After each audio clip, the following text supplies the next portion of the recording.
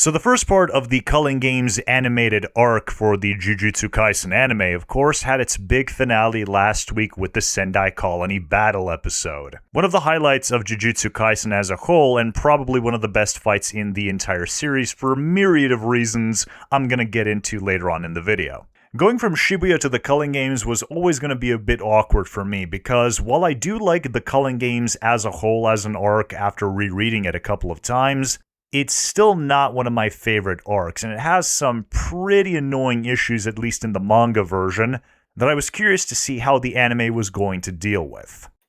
The primary issue with the manga, especially in like the early parts of the Culling Games that this part of the anime adapted, was exposition. Gege Akutami's exposition can be very, very clunky even in the best of times. And when it gets really bad, it's super, super bad. Word vomiting doesn't begin to describe it. In fact, he goes into like full-on essay mode through multiple characters, often in the very same conversation. When it's at its absolute worst, it can read like he's having a Redditor debate with himself and using the Jujutsu Kaisen characters as proxies. And the early Culling Games arc has that in spades, and even some of like the middle portions and the late ones as well. I straight up had to reread the Culling Game rule chapters multiple times before I finally understood what was even going on. Now, to be fair, Jujutsu Kaisen is also infamous for having truly horrendous translation work done for its manga, and even some spotty subtitles for the animated version. So that certainly doesn't help the problem. But still, Gege loves his walls of texts, especially in the Culling Games arc, and I really was curious to see how is MAPPA gonna even remotely make any of that interesting? How are they gonna do the big episode where everyone's just in a big white void, just yammering on and on and on to one another, debating rules, understanding the rules, figuring out how to break or navigate around the rules? That stuff is just one example of how rough some of the explanations can be.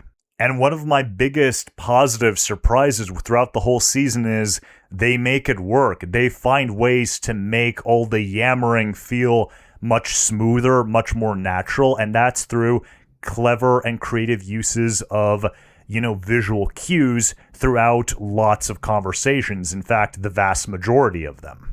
And some characters that I wasn't particularly crazy about when I was reading the manga version really managed to stick out thanks to strong direction and voice acting work throughout. And that's why I put it on the thumbnail that I think that the Culling Games animated adaptation is, in quite a few ways, a much more enjoyable experience than the manga one.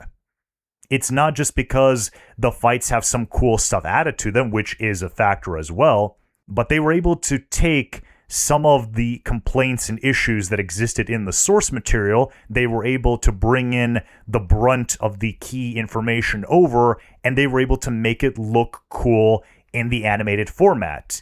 And the fact that the whole season is actually very, very consistent with its pretty good to excellent quality of animation throughout is just an achievement. That was the other worry that I had going into the Culling Games. Was this going to be a situation where Shibuya was going to be the one arc where everybody got to cook in spite of the horrendous schedule that was afforded to them, and then every other arc was never going to be able to match up to it?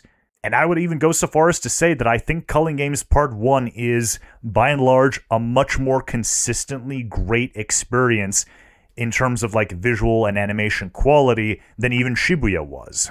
Though I'm not sure if its highs hit quite as high as stuff like, Jogo versus Sukuna or Sukuna versus Mahoraga, or all the crazy stuff they did with Makito and Todo versus Yuji. But the good stuff is still really, really damn good, and more than a few steps above a lot of what you'll see being done by other animated adaptations.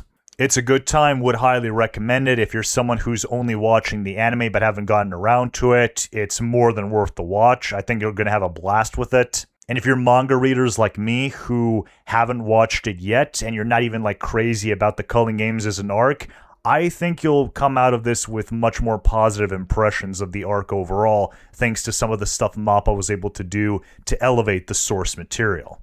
But with that out of the way, I'm going to go full on spoiler mode. Well, spoiler mode just for the third season of the anime. I am not going to talk about any later manga stuff that I know about because I don't want to ruin that for anybody. I will just have like a small section where I'm going to bring up some questions and concerns I have about, the future seasons of Jujutsu Kaisen's animated adaptation. But yeah, like I said already, MAPPA put a lot of creative effort into making not just exposition feel interesting in multiple different ways, but also, I don't know if diegetic is the right word for it, but that kind of feels like I want to say. So like the big exposition dump around the culling games, what they are, how do their rules work, how to change rules, all of that stuff is just big walls of text in the manga. They're all just in a big black void, like having their word vomit and a gay essay at one another. Whereas in the episode itself, Tengen actually changes the dimension where they are at to visually represent the things that they're talking about. So when Tengen says that she's not really a human anymore and that she doesn't even have like a conventional body anymore, she manifests multiple copies of her transformed state for everybody to see. When they talk about like the positions of the colonies and the things the colonies have done to Japan, a visualized map of Japan presents itself to show people where the colonies are, to showcase kind of like the effect the existence of these big black square pillars reaching up into the heavens have on the world itself. The Culling Games rules are constantly presented in this kind of almost like evil MMO style where they have like these like panels that like load in before the character's eyes, which makes a lot of sense because the Culling Games is kind of like a messed up MMO that's happening in the real world, where you gotta grind for points, collect them, change the rules of the game. Like, it makes sense to show it like that, and it immediately makes it much more visually easier to see, these are what the rules are. But there are other ways that they showcase exposition as well that don't just resort to that kind of stuff. For example, Tengen is also frequently overlaid over characters thinking or talking about stuff, such as when Yuji and Megumi are walking and talking more about the Culling Games, Tengen is overlaid before them. So a simple scene of Megumi and Yuji walking down a street has like this other layer over it that's constantly shifting angles and adding something more dynamic to look at during the exposition dump. In certain later episodes, the screen gets split into multiple moving panels that looks almost like a manga page, and even those panels frequently shift from angle to angle, who they're focusing on, just to keep like the visual dynamism of a scene going. Another good example of how visuals help improve some of Gege's clunky exposition is Kirara's technique. It's really not that complicated of a technique when you really break it down. It's just that once again, Gege goes full Reddit mode, word vomiting essay stuff that makes it a pain to read through. And so they use like these moving star graphs to visually represent what the characters involved in the technique are, what their potential, relation to each other is, and it's all framed in like this kind of star motif, like this constellation style, I should say, which makes sense with what Kirara's technique is, and it makes it immediately much easier to see, oh, so that's how it works.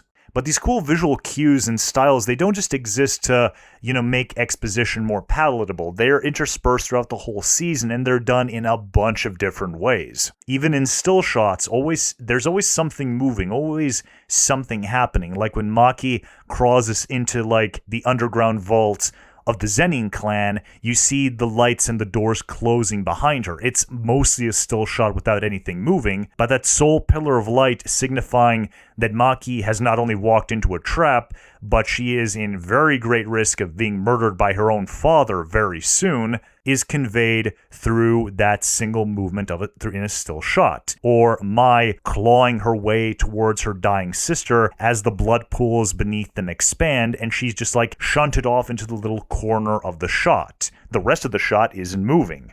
Or Maki's sword flickering as she's calling out to her recently deceased sister, who used her own technique to create the sword. Yaga, while he's being interrogated by the higher-ups, he's in a black cell, but that's lit by some like pillars of blue light. And those add like more atmosphere to what is what could be just a basic shot of a dude sitting in a cell. And you even see his only eye visible through a hole in the glass that emphasizes his haunted expression, the haunted look in his eye that he has over everything that's happened and how his own curse technique works. You've got the killer Mortal Kombat X-ray shot on Naoya when Maki caves half of his skull in to really emphasize the power and impact of the blow that she delivered on him. And another thing that this season improves on, which is something that Gege does admittedly very well throughout all of Jujutsu Kaisen, is the use of locations. Gege is a big fan of really nailing down all the fine details of the locations as they are presented in the real life. Half of the fun of, say, the Shibuya arc is seeing how many places that these guys are destroying, traversing, or fighting in are actual places that everyday people go through in Shibuya. And that's just cool from like an outside perspective like my own, who's never been to Shibuya itself, though I'd like to someday. For Japanese audiences, that must look even more cool and probably even kind of like creepy and harrowing to know that, oh yeah, this little corner of Shibuya where, Sukuna murders half the city, that's the place where I commute to work every day. Or, oh god, that's the place where I commute to every day. And the manga expands on that kind of stuff as well. Certain conversations or interactions that happen in, I guess, blander places get switched over to more visually interesting ones. Like when Yuta and Uro are talking about Uro's kind of like disregard for everybody else, and Yuta trying to appeal to her, I guess, lack of humanity. In the manga, that just happens on a rooftop.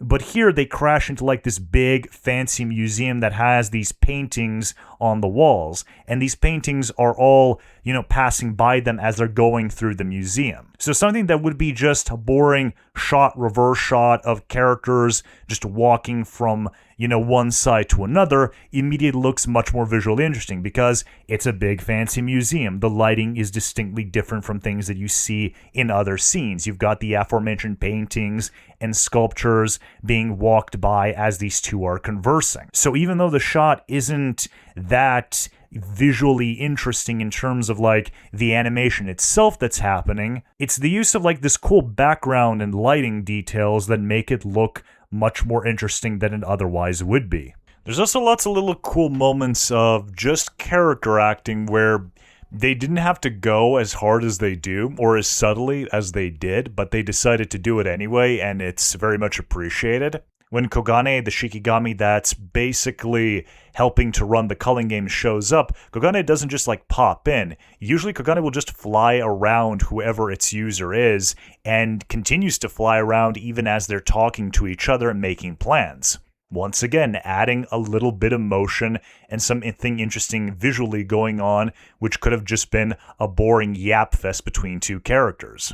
Panda mentioning Sukuna when they're talking about Yuji being a registered member of the culling games makes Yuji give Panda a dirty look over his shoulder, but it's not ultra emphasized. It's not exaggerated. The story doesn't stop to put emphasis on it. It's just this like really brief moment where Yuji gives a guy he genuinely likes most of the time kind of a dirty look, the same way like you might do in real life. But I think the coolest bits of character acting for me that I really like was the first meeting between Hikari and Yuji. In the manga, this is done in a completely different way. It's much more, I guess, like standard, where we're seeing the characters, expressions more closely throughout their conversation. But here, the camera is firmly shunted off to the side. So you always have a full body shot of Hikari and Yuji throughout the entire conversation. And this is, in some ways, easier, but in other ways, a much more difficult shot than what would have been adapting the manga more closely. Because when you have, like, cuts to close-ups, or you don't have to see a character's full face, you can, like, cut corners, you don't have to focus on the whole expression of their body. You can work around some limitations, but when you see a character's whole body like that, and you want to emphasize, Yuji crossing and uncrossing his arms, swaying from leg to leg as he waiting for Hikari to get to the point, Hikari leaning back and forth on the seat, then lazily getting up to get them both a drink and sitting back down. Like, this is really tough animation work to make right, because you have to make the motions of the characters look seamless and natural. And that's not something anybody can do. In some ways, it can be easier to go like the big ballistic, crazy action stuff. Oftentimes, the most difficult things in animation, from what I've heard from people, are the simplest things. And so to frame the whole conversation like that, and only that conversation, makes it stick out positively in your mind. It's not something that they overuse over and over again. They let it be the highlight of that specific scene, and then they don't rely on the same tactic again. And that's a really cool thing throughout the whole season. The season is constantly having the animation people, the storyboard artists, everybody find new and interesting ways to communicate emotion, to communicate action, to deliver exposition, even if they might not have had the time that they wanted to make it more animated. They're still throwing in interesting background stuff, or the things that I mentioned beforehand, to make it all look much more visually diverse and interesting. And another cool thing about the visuals, and the last one I'm going to really touch upon, is the realism in the fights. I don't think this is praised nearly enough as it should be, and it is an element that is very much present throughout all of Jujutsu Kaisen. But once again, MAPPA took something that's in the source material and they add new stuff to it that actually feels like an expansion on the material. It's these like small physical logic details that make the fights feel grounded, that even though these are superpowered individuals who are doing lots of crazy stuff all over the place, they are still subject to a lot of like the laws of physics that govern us in the real world. A basic example that I can name is Naoya spinning in a circle because his own momentum is so great that he can't just stop on a dime and then switch directions. Like, he has to do a semicircle, use the momentum to carry him onward, and to maybe even gain speed for his follow-up attacks. In a similar way, when Reggie is jumping all over the place, he can't just like stop on a dime and then turn, because the momentum is going to carry him forward, perhaps in a direction he doesn't want to go. So he makes like these little plushies to cushion his fall, to break all the speed that he's mounted up to stop himself in a way that doesn't hurt him, so he can rapidly switch his direction. When Megumi gets pressured by, I believe it's like 40 Gs from having like multiple cars pressing down on him, he has to kneel down in a position to stop all the blood from flowing into his legs, which is what happens when you get subjected to 40 Gs of force. You've got Niue melting metal beams. It's not just electricity being discharged in a big, bombastic display. It's being used in a tactical way to mess Reggie's escape up, but in a way that's not just blowing everything up in its direction. And then you've just got like some sensible applications of battle techniques, such as Higuruma spawning and then despawning gavels in midair, switching their properties. So sometimes it's a small gavel, sometimes it's a giant one like a big mallet, sometimes it's almost like an elongated spear with the gavel on the end of it. He summons it and then desummons it mid-flight. He changes its trajectory. He's constantly shifting around the properties of the thing to mess with it. And there's more examples that I can name, like Uro literally making waves out of buildings, distorting the environment to break up the melee fighter's sense of balance so she can, keep them on their toes and take on Rika. There's just more examples of that throughout the whole season, but it showcases that it wasn't just an objective to make the fights bigger, faster, and more spectacle-focused. They still remembered that one of the strengths of Jujutsu Kaisen is that while these superpowered individuals exist and they're able to do very impressive things, they are not immune to the things that also govern the world around them, and they have to take them into account if they're going to win battles. And in fact, it's a big advantage for them if they take care of stuff like that to win battles. Obviously, this becomes looser the more powerful the sorcerer is, which is another cool thing about the fights. There is a very distinct difference showcase between the, grade 1 level fights that Megumi and Yuji have versus the special grade chaos between, all the combatants in the Sendai colony. The Sendai colony people are just throwing each other across buildings. They're like smashing whole city blocks at a time. But I think that's fine because it's not like all of the fights are like this. These are special grade sorcerers and special grade threats. These guys are all a cut above the regular sorcerers of the setting. It makes sense that when these individuals cut loose, they're able to do a lot of crazy things and they're able to ignore some limitations that would bring down a grade 1 or below sorcerer. But yeah, as for the fights, all of the fights are cooking this season. I don't even know where to start. I guess the first significant highlight battle is Maki versus the whole Zenin compound.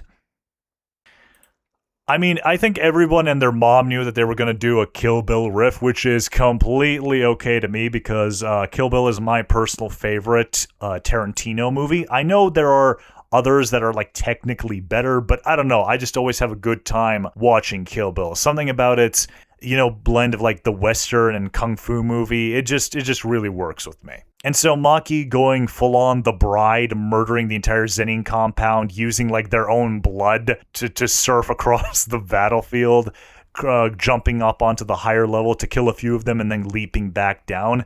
I mean, the battle just speaks for itself. I of course like the quick and dirty way she does them in the manga where she's just dismantles them in a few panels.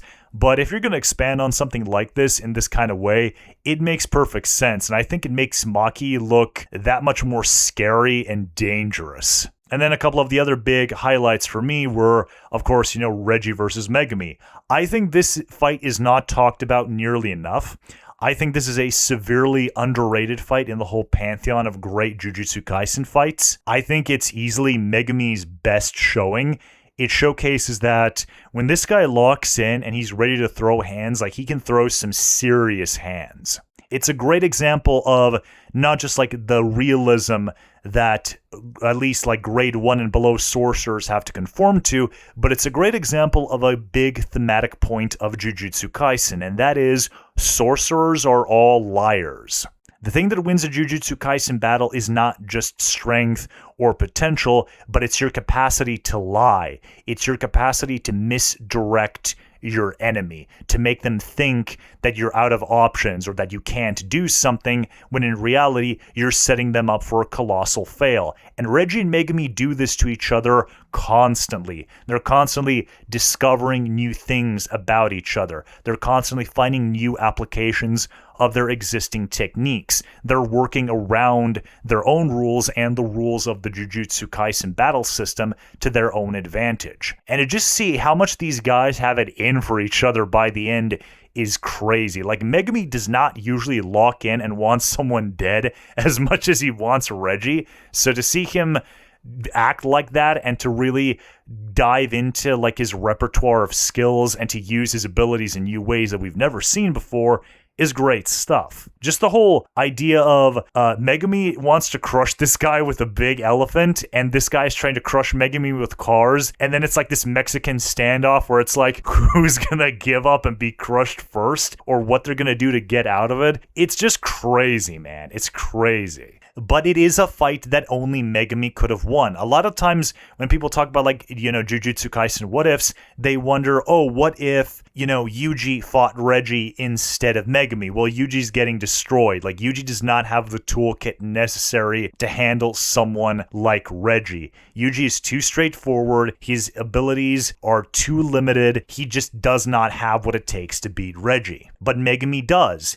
And even though he does have a much better skill set, Megumi still has to reach into the scummiest rat tactics imaginable for himself to barely eke out that well-earned victory. But by that same token, you have Higuruma versus Yuji, which is a completely different fight and a very good thematic contrast to what is Megumi's big fight. Megumi's fight with Reggie is all about deceit. It's all about being who's the most sorcerer between the two of them. Who's the bigger rat? Who's the bigger liar scumbag who's going to pull out a bigger, trump card to win? Yuji versus Higuruma is rooted all about in human misery. Higuruma is popular because he has that Nanami energy. He's this working class guy who devoted his whole life to his career, and yet his career brings him no joy. It has crushed him. It has slowly seeped the life out of him. Where have you heard that before? But unlike Nanami, who is still able to hold on to his humanity, he never really lost himself. He never started to use his powers to hurt people because he became so disillusioned with it. Higuruma does. Higuruma finally sees just how stupid and rigged the system is, and so when his powers manifest, he uses it to impose his own order on the chaos around him. And when he gets entry into the culling games, Higuruma mistakenly thinks, oh, so this is the culling game. This is what it is now. This is a system that is governed by things outside of people and their whims and their biases for or against someone or something. Like, this is the new metaphysical law. I want to see what the culling games can bring as this kind of like higher supernatural entity. But Higuruma is mistaken because the culling games are just as rigged as many of the trials that he had to participate and fail in. It's being done by Kenja, who has his own biases and his own agenda, and who's rigging the game for his own use. It's just that Higuruma doesn't understand that because he's a total outsider to everything going on in the Jujutsu world. And he is so broken, he's so disillusioned by everything that he kind of takes a screwed up sort of comfort from what the culling games are offering. And contrast this with Yuji Itadori. Yuji is exactly the kind of people Higuruma wanted to help in his life. A genuinely noble soul who wants to do good with himself. He doesn't want to kill people. He doesn't want to hurt anybody. And when he makes a mistake or does something wrong, he really feels it in the depth of his soul. And when Higuruma finally realizes that Yuji is a genuinely good person who is forced into a terrible circumstance that was outside of his control, and he's just about to thoughtlessly, carelessly kill him, Higuruma can't do it. His consciousness overtakes him, and he basically throws the fight. And it's Yuji's humanity that lets him really win the fight by the end, because realistically speaking, Yuji was cooked. Yuji had no way of winning that fight. If it kept going like that, Higuruma would have killed him, or Sukuna would have had to take over, and would have had to reveal, the big thing, binding vow that they made like a couple seasons ago. Yuji himself was not winning that fight, but that's okay because Yuji's not supposed to beat Higuruma up to make him realize what he's doing is wrong. It's Yuji's strength of character, in spite of all the terrible things that he's had to do, all the terrible things that have been forced upon him and have happened to him, that shakes Higuruma back to his proper self. And what I really like about Higuruma in both versions, but it's kind of more emphasized in the anime than the manga, is that a Higuruma who is trying to help people and a Higuruma who's so done with everything are almost like the same in their demeanor. Like, when Higuruma finally breaks, he doesn't turn in like a cackling lunatic. He's not like twirling his mustache and taking sadistic pleasure into like the misery that he's causing or like the chaos of the culling games.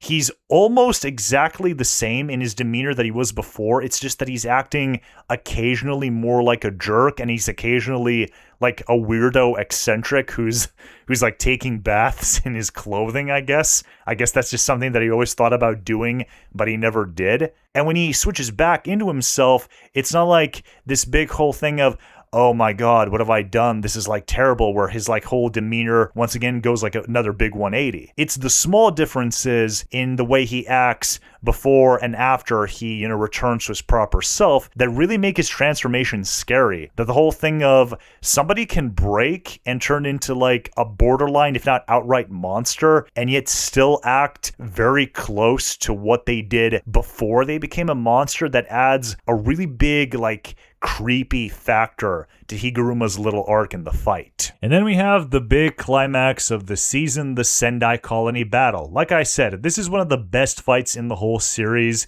a great showcase of what Yuta Kotsu is able to do after JJK 0, and the anime does not disappoint. In fact, a lot of the additions that they make, some of which I've already mentioned, are very, very worthwhile. Characters are utilizing their abilities in new ways that weren't in the manga but make sense with what they were able to do in the source material as well. For example, Uro is able to shift like seemingly whole freaking city blocks around her, turning them into waves to throw off her enemies. Ryu is not only firing off big blasts of granite, but he's doing like small, precise ones that are faster and stronger and are going to pierce through his opponents much more easily. He even makes kind of like a knife fight, or I guess a cage fight with his energy. He turns it into like a circle, intentionally surrounds himself and Yuta into it, so he's forcing Yuta to throw literal hands with him in it.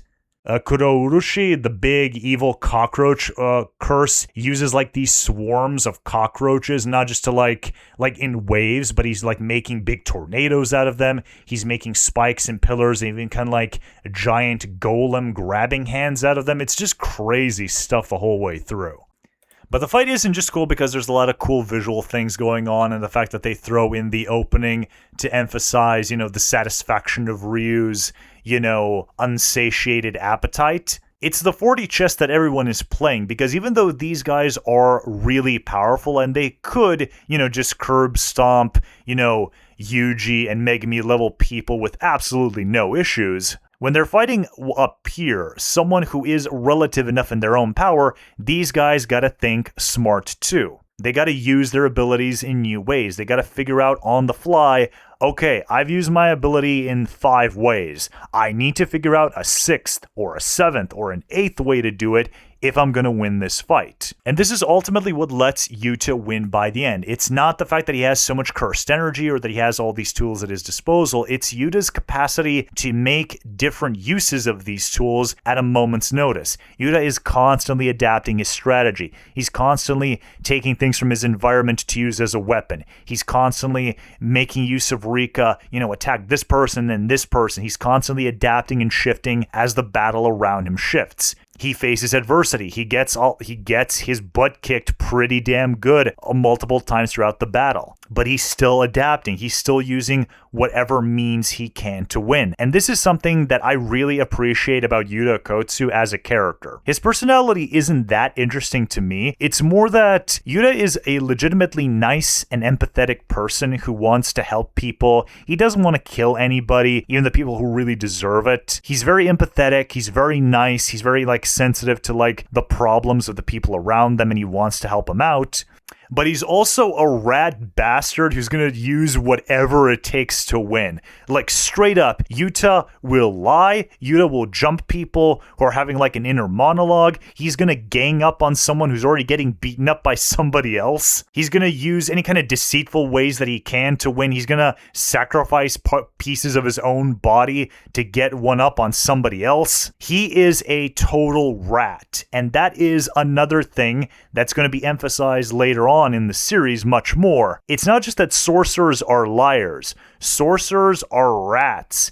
In Jujutsu Kaisen, there is no such thing as a fair battle. There's no, chivalry oh, I'm gonna give you a sensu bean so we can fight fairly. No, that does not exist. You must use any and all means available to take your enemy down. It doesn't matter if you have greater skill at something than your opponent, if you have more cursed energy than your opponent. As Kazuya Mishima has said across multiple games so far, a fight is about who's left standing, nothing else. The last man standing is the superior fighter, full stop. And it's this contrast between how Yuta fights and the kind of personality that he has is what makes him, in my opinion, a much better character in mainline Jujutsu Kaisen than in Zero. In Zero, he's a fairly, typical, protagonist guy who's very lonely, but then he finds friendship and something worth fighting for. He's much better as a supporting character here, where he's more developed as a person, he's much more self-assured about himself and his place in the world, and he just fights like a total bastard. There's no other way to put it. It's great to see. He is straight up, right up there with Kenjaku and Sukuna in understanding how a Jujutsu Kaisen battle is really done and how to win one, which makes kind of sense because a lot of what he does here is just a more refined version of his big battle with Geto, where he was likewise constantly making use of different tools and techniques to get up on an enemy who was, in many ways, very much his superior.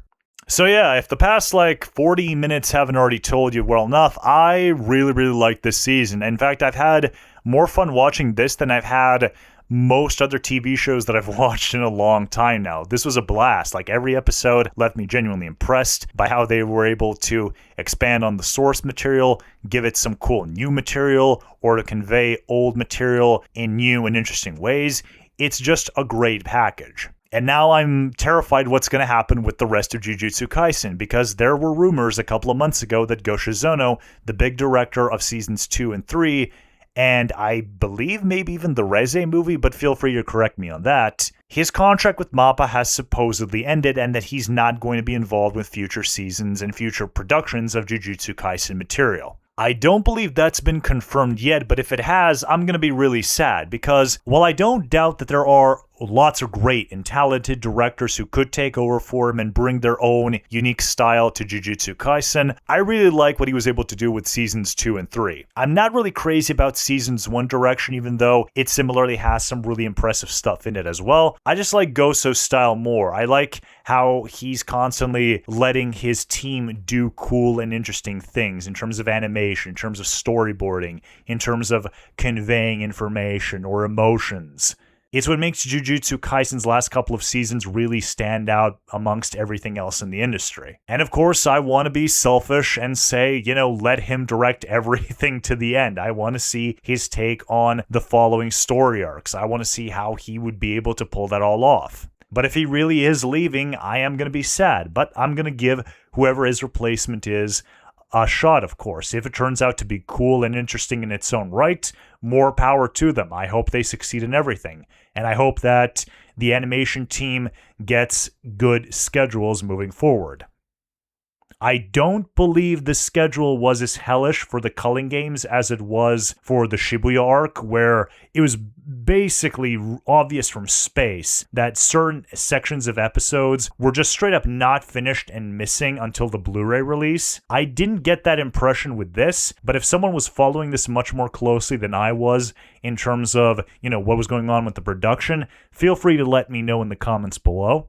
And then there's another question, that is the second half of the Culling Games.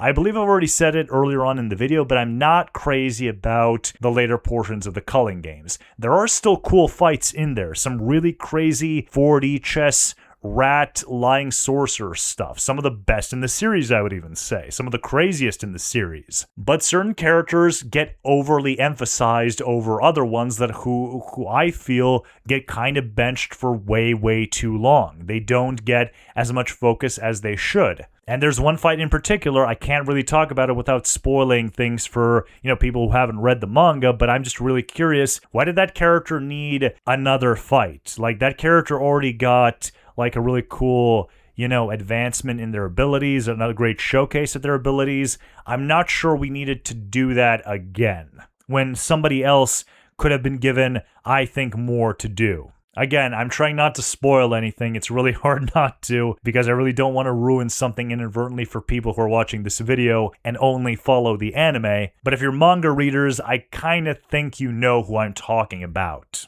And it's not really a problem you can fix, because those sections are core parts of the story. This isn't just, Gege was bad at exposition during this arc, and MAPPA fixed it by finding multiple different ways to visually showcase things that he just word vomited onto the page. That's not really something you can fix. Maybe they could give, characters more stuff to do, but it can't really be that substantive without disrupting, the actual events from the source material. So who knows, maybe they'll be able to do some interesting things there, or they'll convey the things that I'm not a fan of right now in a way where I'm going to like it much more in the animated format. As for where I think part 2 is going to end, I have a pretty good idea where it's going to end, but I really don't want to spoil that because somebody is going to get actually mad at me who hasn't read the manga. But for all you manga bros like me, you know where it's going to end. You know.